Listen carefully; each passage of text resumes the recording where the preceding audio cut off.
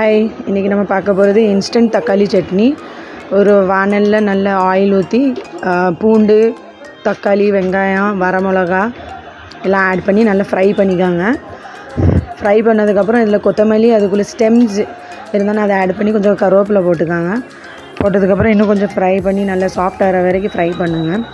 உப்பு, காயம் அதுவும் ஆட் பண்ணிக்காங்க உங்களுக்கு தேவையான அளவில். அதுக்கப்புறம் நல்லா ஃப்ரை ஆனதுக்கப்புறம் கொஞ்சம் சாஃப்ட் ஆயிரும். இதுக்கப்புறம் நீங்கள் டைரெக்டாக அதை வந்து மிக்சரில் போட்டு ஆற விட்டதுக்கப்புறம் மிக்சரில் போட்டு நல்லா அரைச்சி ஃபைன் பேஸ்ட் மாதிரி பண்ணிக்காங்க. இதை நீங்கள் இப்படியே கூட சட்னி, சாம்பார் கூட கார சட்னி தொட்டு சாப்பிட்லாம்.